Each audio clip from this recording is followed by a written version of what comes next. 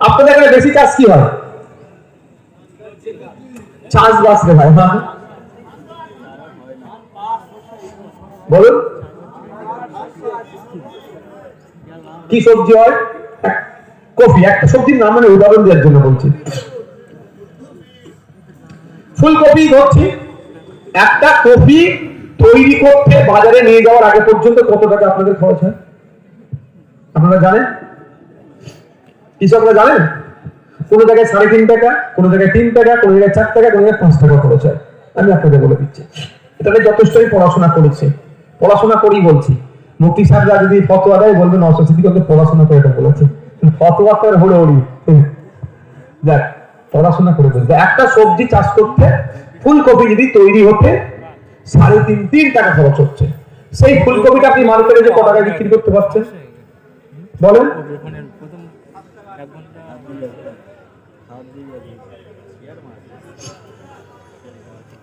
Average যদি ধরে আমি 4 টাকা, এভারেজ কখনো কোনো সময় 5 টাকায় 5.5 টাকা বিক্রি করছে, কোনো সময় 3 টাকায় 3টে কপি দিতে হচ্ছে। হ্যাঁ বলছে না, হয় না আপনাদের? এভারেজ আমি 4 টাকা দিচ্ছি, কিন্তু এটা তো নিয়ম নয়। এই দামটা নির্ধারণ হচ্ছে না বলেই এটা হচ্ছে আপ ডাউন হচ্ছে। এই দামটা নির্ধারণ করার জন্য এগ্রিকালচার মার্কেটিং মিনিস্টার আছে, একটি লোককে আপনি ভোট দিয়ে জিতিয়েছেন, শুধু জিতাননি তাকে আপনি মাস গেলে 1.5 লক্ষ টাকা দিচ্ছেন আপনার ফলে দামটা যাতে ঠিকঠাক রাখা, সে আপনার কথা শুনছে না। ওর কতদিন বুঝাতে পারছেন আপনাদের? এই দাম ঠিক যাতে থাকে এগ্রিকালচার মার্কেটিং মিনিস্টারের দপ্তর আছে, তার কাজটা হচ্ছে এটা দামটা নির্ধারণ করা। C+2 × 50%, সেটা কি বুঝাচ্ছি? এই একটা ফুলকপি তৈরি করতে আপনার 3 টাকা খরচ হচ্ছে, 3 টাকা, আর আপনি সময় দিয়েছেন, মেহনত করেছেন 3 টাকা, তাহলে কত হলো? 6 টাকা × 50%, কত দাঁড়াচ্ছে? 9 টাকা আসছে তো কম করে। আমি সহজে বলছি, উৎপাদিত ফসলের 3 গুণ দাম দিতে হবে, স্বামীনাথন কমিশনের। সহজে বলছি, এত ফর্মুলাতে গেলে মাথার উপর দিয়ে যাবে, আমার উপর দিয়ে যাচ্ছিল প্রথমে। দেখা দাও, উৎপাদিত ফসলের 3 গুণ দাম দিতে হবে, এটা কে বলছে? স্বামীনাথন কমিশন। কি কি 3 গুণ? একটা হচ্ছে দাম, যেটা খরচ হচ্ছে, যে টাকা খরচ হচ্ছে তার সেম টাকা মেহনতে আমরা যাচ্ছে। কারণ আপনি কৃষক, আপনার তো সময়ের একটা দাম আছে, আপনার মাঠে যাচ্ছেন, সেই সময়ের দাম দিতে হবে না? আপনি 3 টাকা খরচ করছেন, 3 টাকার মেহনত আর 3 টাকা লাভ, তাহলে একটা ফুলকপি 9 টাকায় বিক্রি করতে হবে। এখন আপনি ফুলকপি গড়ে 4 টাকায় বিক্রি করছেন, সেই ফুলকপি কিন্তু গড়ে আমি 20-25 টাকায় কিনছি, যখন আমি খাচ্ছি কিনি। মধ্যখানে দালাল ফুলব, এটা আটকাবার জন্য তাহলে কৃষিমন্ত্রীর ওই এগ্রিকালচার অ্যালায়েন্স যারা মিনিস্টার হবে তাদের কাজ ছিল কি? দামটা নির্ধারণ করে দেওয়া, যে 9 টাকার নিচে ফুলকপি বিক্রি করা যাবে না, যারা মধ্যখানে কিনবে তাদেরকে 9 টাকার প্রয়োজন উপরে কিনতে হবে, as per guideline of Swaminathan commission. সেটা হচ্ছে না, না হওয়ার ফলে কি হচ্ছে বলে যায়। আজকে এখানে বসিরহাট উত্তর বিধানসভার কৃষকদের মাছ গেলে মাসিক গড় আয় পরিবার পিছু 8,000 টাকার নিচে, কারো 6,000, কারো 4,000, কারো 12,000 হতে পারে। এভারেজ গড় হচ্ছে সারা পশ্চিমবাংলার কৃষকদের 8,000 টাকার নিচে মাত্র, ওটা মাথায় রাখবেন আপনারা। কিন্তু আপনি চলে যান বিহারে, বিহার বাদ দেন, আপনি চলে কাশ্মীরে, ভারতবর্ষের সব থেকে বেশি সেনা কোথায় আছে? কাশ্মীরে। ওই কাশ্মীরের কৃষকদের মাছ গেলেন মাসিক গড় আয় কত জানেন? 12,000 টাকার বেশি। পাঞ্জাবে চলে যান, হরিয়ানাতে চলে যান, তামিলনাড়ু চলে যান, কেরলে চলে যান, কর্ণাটকায় চলে যান, মাছ গেলে 18,000, 22,000 টাকার উপরে মাছ গেলে ওই কৃষকরা ইনকাম করে। চলে যান আপনি মেঘালয় স্টেট, মেঘালয় রাজ্য থেকে দেখবেন 30,000 টাকার বেশি ইনকাম করে। আপনিও কৃষক, মেঘালয়ের কৃষকরাও কৃষক, ওরা 30,000 বেশি ইনকাম করছে আর আপনি 8,000 নিচে। ভাবতে পারছেন? মধ্যখানে দালালে তো সব খেয়ে ফেলছে। এই দালাল গুলো কারা? এই ফিরাজ হাকিমের আশেপাশে যে চোর গুলো বসে থাকে, এই নন্দন বলছি তো, ওই সব দালালির কন্ট্যাক্ট নিয়ে রেখেছে। ওই মন্ত্রীদের আশেপাশে যেগুলো যে হুজুর করে ধরে সব তাদের মধ্যে খুঁজলে দালাল পাবে। তারা এখান থেকে আপনাকে এই মার্কেটে প্রচুর মাল উঠেছে রে, বিক্রি করা যাবে না। আপনি চাষি ভুষি মানুষ, আপনি কি সব নিজে নিয়ে আসতো, তাহলে কি করতেন? এই আপনি এবারে ফুলকপি দিলে 3 টাকায় 3টে দিবি। আমি চিন্তা করি লস তো হচ্ছে, কিছু টাকা যদি চলে আসে দিয়ে দে। কিন্তু ওই দালাল ওই ফুলকপিটা নিয়ে গিয়ে আমি যখন আমার রান্না করে খাচ্ছি তখন আমাকে 20 টাকায় কেনা করাচ্ছে। কিন্তু স্বামীনাথন কমিশন যদি আপনি ফলো করতে রাজ্য সরকার, তাহলে কি হতো? উৎপাদিত ফসলের 3 গুণ দাম। আপনি এখন 3 টাকার ফসল 3 টাকাতে অনেক সময় বিক্রি করে দিচ্ছেন, ইনকাম হচ্ছে 8,000 টাকা।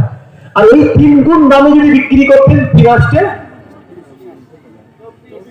বলুন ফিনান্সে, তাহলে আপনার হিসাব এখন মাসে আপনি কত টাকা ইনকাম করতেন?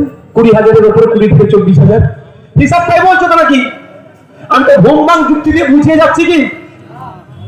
যদি মনে হয় রাজার আপনি যুক্তিটা ভুল হচ্ছে, কেটে দিতে বলুন।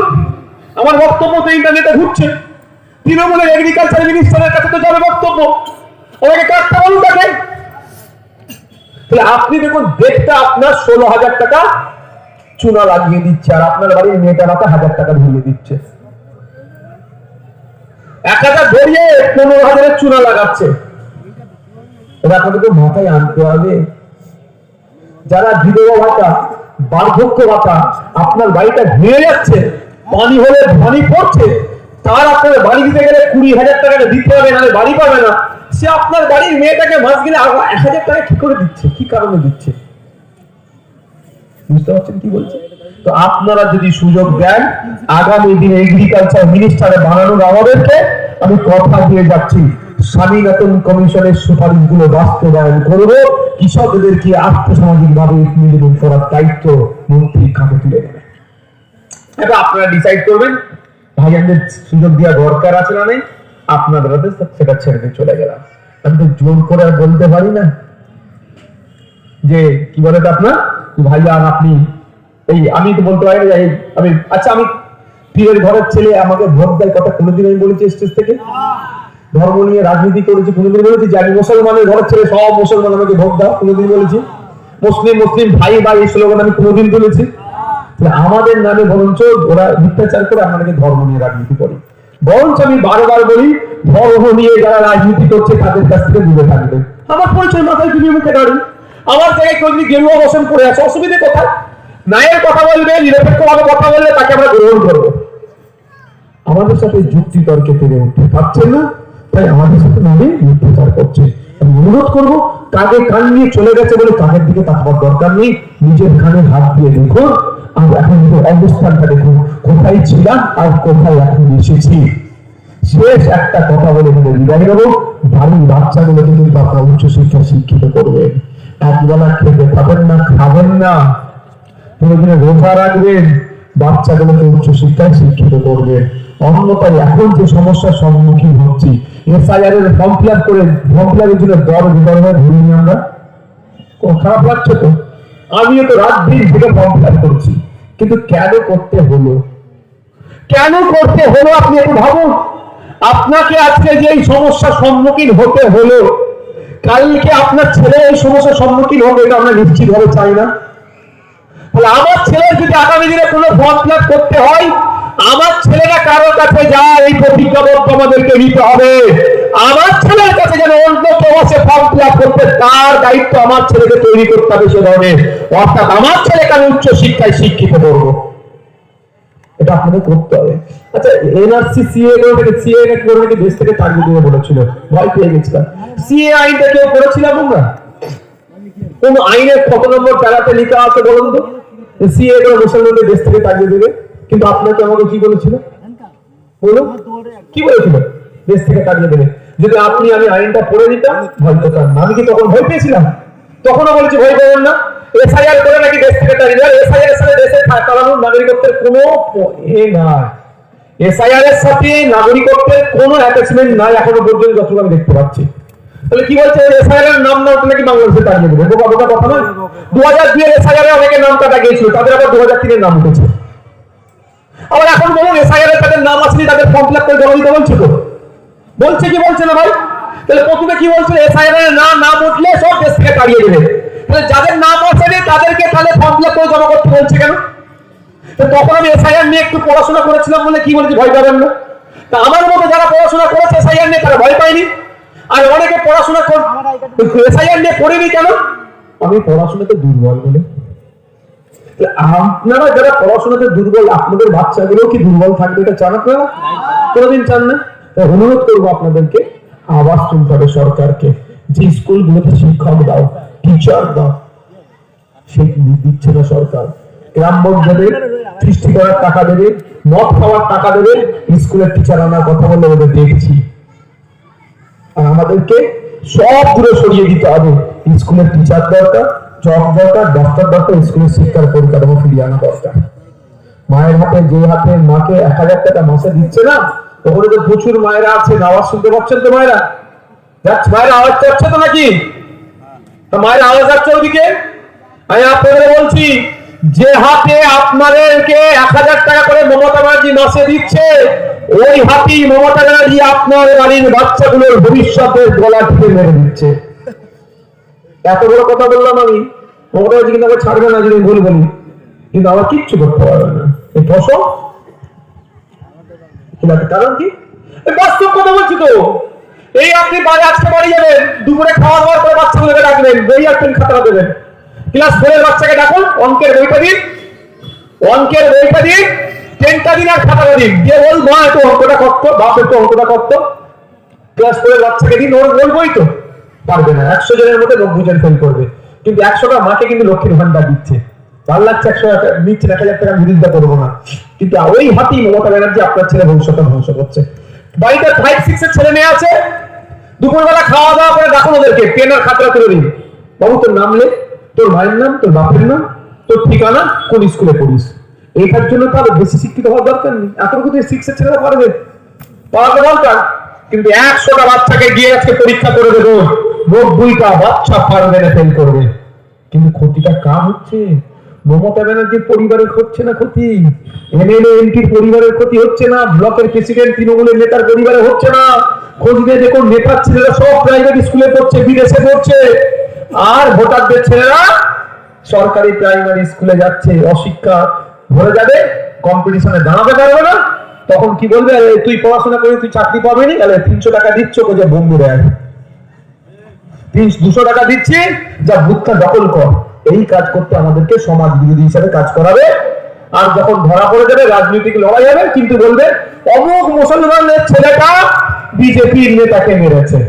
তখন বলবে না তৃণমূলের লোকটা বিজেপিকে মেরেছে, অমুক দলিতটা মুসলমানদের ছেলেকে মেরেছে। বলবে না তখন যে বিজেপির নেতাটা তৃণমূলের নেতাকে মেরেছে। তখন সাম্প্রদায়িক দাঙ্গা লাগানোর চেষ্টা করবে। তাই আপনাকে আমাকে সজাগ থাকতে হবে ভাই আমার। এত কথা বলেছি, যত ইচ্ছায় গ্রহণ করবেন, না হলে করবেন না। লাস্টের যে কথাটা বললাম, আমি অনুরোধ করছি, এটাকে অন্তত আপনারা আমল করুন, গ্রহণ করুন। বাড়ির ছেলে মেয়েগুলোকে উচ্চ শিক্ষায় শিক্ষিত করুন। প্রয়োজনে এক বেলা খাবেন না, রোজাই থাকুন। রোজা থাকলে শরীরও ভালো থাকবে, টাকাটা বাঁচলে ওই বেলাটা খাবেন না, একদিন খাওয়ালে টাকাটা বাঁচবে, ওই টাকাটা দিয়ে মেয়ে ছেলেগুলোকে পড়ান। আর উচ্চ শিক্ষার ক্ষেত্রে রেজাল্ট ভালো আছে, আর্থিক দুর্বলতার কারণে কারো বাড়ির ছেলে মেয়ে না পড়াশোনা বন্ধ হয়ে যায়। এখানে মশা আছে, মশাটা আমি বলে যাচ্ছি, এখানে আমাদের ভাইরা আছে, যারা নেতৃত্বরা আছে, এদেরকে বলে যাচ্ছি, উচ্চ শিক্ষার জন্য যদি কারো অর্থের প্রয়োজন হয়, আপনারা নির্দ্বিধায় আমাদের সাথে যোগাযোগ করবেন। আমার বড় ভাই অলরেডি বলে রেখেছে, আমরা দায়িত্ব নিয়ে সেই ছেলে মেয়েটিকে আমরা উচ্চ শিক্ষায় শিক্ষিত করবো, আমরা টাকা খরচ করবো তার জন্য। এটা বলে যাচ্ছি, তৃণমূলের কোনো যদি ছেলে হয়, তৃণমূল লোকটা তৃণমূল করে, কিন্তু তার আর্থিক দুর্বলতার জন্য তার ছেলেটার মেধা আছে, পড়াতে পারছে না, নির্দ্বিধায় আপনি তার সাথে গোপনে যোগাযোগ করবেন। তার পরিচয় দেওয়ার দরকার নেই, গোপনে আমার সাথে যোগাযোগ করতে বলবেন, আমি গোপনে তাকে পড়ার সহযোগিতা করবো। এটা আমি বলে যাচ্ছি। তৃণমূল তো কি হয়েছে, ঠিক আছে? সকলে ভালো